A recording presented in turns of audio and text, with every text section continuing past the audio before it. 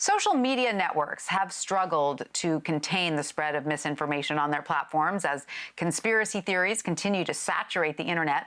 An article recently published in The Atlantic entitled "The Mainstream Media Won't Tell You This: Peddle Misinformation, Cry Conspiracy When No One Else Reports It. Repeat" explores how an increased number of conspiracy theorists are posing as journalists in an effort to further peddle false narratives to the public.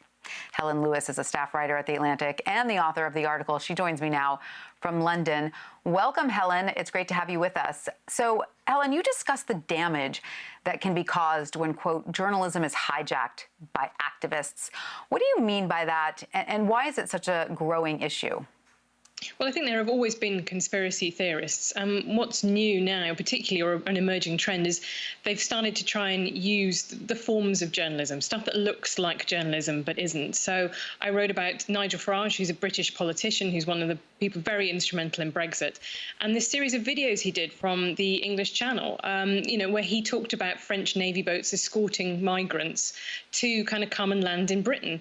And of course, what there was none of in that was any of the context that you would expect to see in a traditional news report. So I just think about framing it like this. If you say a man pushed a little old lady, over, then you think how terrible. But you say, in order that she didn't get run over by a train, is a really useful piece of that information. And that's something that journalists have got a duty to do. They have to say, give contextualizing information.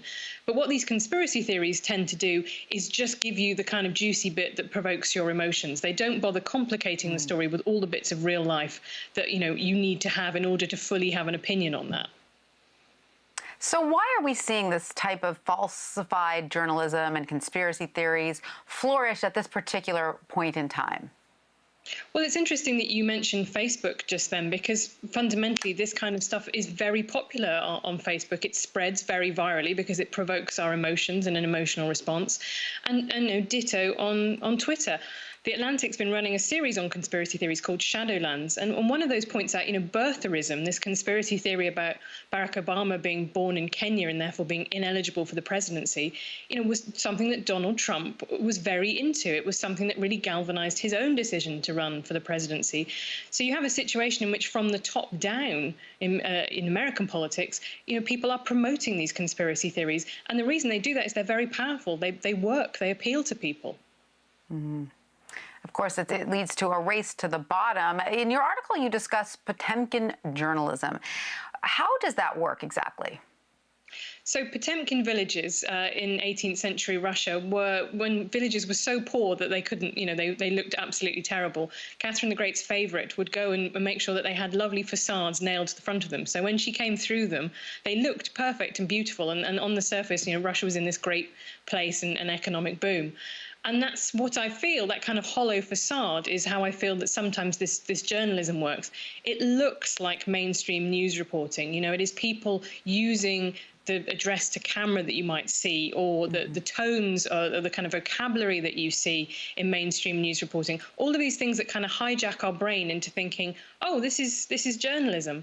But, but it's not. It doesn't have any of the kind of ethical obligations. It doesn't have an editor. It doesn't have a fact checker.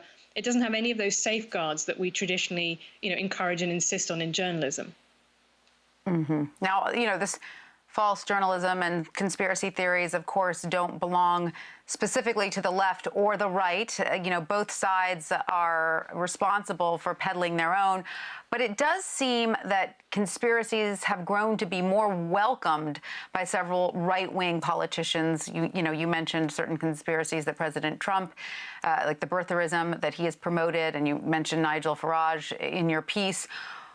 Why does this trend seem to be more appealing, to great masses on the right? It's a really interesting question, and I agree with you. There are some very prominent left-wing conspiracy theories, such as anti-Semitism and the idea that Israel is a malign influence in the world is something that happens enormously on the left, particularly. And there are some that are just apolitical. The conspiracy theories around vaccines causing autism, for example, don't really have a left-right issue. But one thing that has happened is, particularly in these populist right-wing movements that I'd say you would see both in Britain and certainly in the US, you have got people who don't obey what we think of as our democratic norms. There are no rules, all bets are off. One of the things I mentioned in the article is Donald Trump did a tweet where he just casually suggested there was something more to a suspicious death, years ago, involving a prominent news host. Now, there's no evidence that that death was suspicious. No one involved in the case once it reopened. The husband of the woman who died said, please stop tweeting this. This is really upsetting to me. And so, it's just made up out of whole cloth.